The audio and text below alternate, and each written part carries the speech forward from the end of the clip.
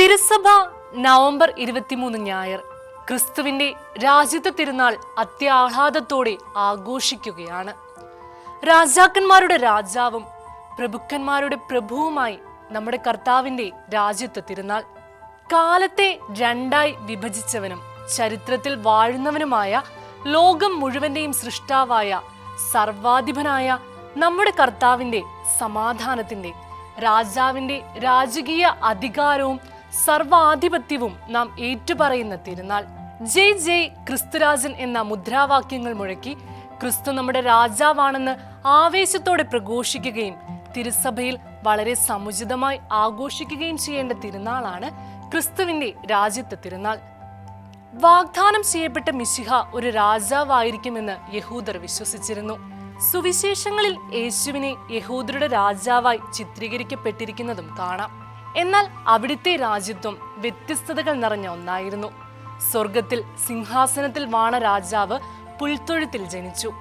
വിനയാന്യുതനായി കഴുതപ്പുറത്ത് രാജാവായി എഴുന്നള്ളി.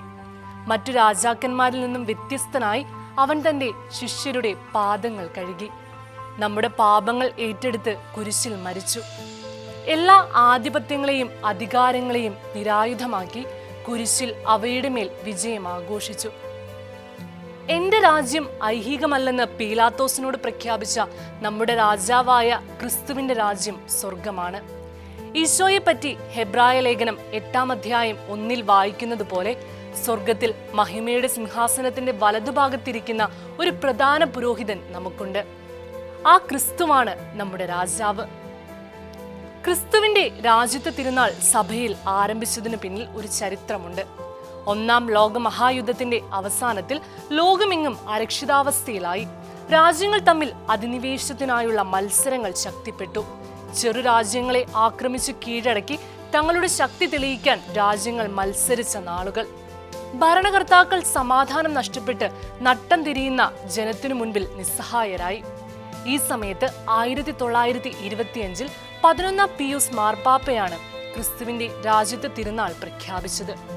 എല്ലാ ഭൗമിക അധികാരങ്ങൾക്കും ആധിപത്യങ്ങൾക്കും ഉപരിയായ രാജാതിരാജാവായ ക്രിസ്തു സമാധാന പ്രഭുവാണെന്നും അവിടുത്തെ രാജ്യത്തിന്റെ വാസം ഇമ്പകരമാണെന്നുമുള്ള പിയൂസ് 11-ാം പാപ്പയുടെ പ്രഖ്യാപനം ഇന്നിന്റെ പശ്ചാത്തലത്തിൽ അതീവ പ്രാധാന്യം അർഹിക്കുന്നതാണ്. യഥാർത്ഥവും അനശ്വരവുമായ രാജ്യത്വത്തെ ലോകത്തിന് വെളിപ്പെടുത്താൻ കൂടിയാണ് ഈ തിരുനാൾ ആരംഭിച്ചത്. നമ്മുടെ രാജാവിന്റെ മഹത്വവും പ്രതാപവും സർവാധിപത്യവും നമുക്ക് ഏറ്റുപറയേണ്ടേ? നമ്മുടെ രാജാവിനെ നമുക്ക് അഭിമാനത്തോടെ വാഴ്ത്തി പുകഴ്ത്താം. അവിടുത്തെ രാജ്യത്വം നമുക്ക് ആഘോഷിക്കാം. നമുക്കും ഏറ്റുപറയാം, ജയ് ജയ് ക്രിസ്തുരാജൻ. അവിടുത്തെ രാജ്യം സ്വർഗത്തിലും ഭൂമിയിലും നീണാൽ വാഴട്ടെ. നമ്മുടെ രാജാവ് എന്നേക്കും ഭരണം നടത്തട്ടെ.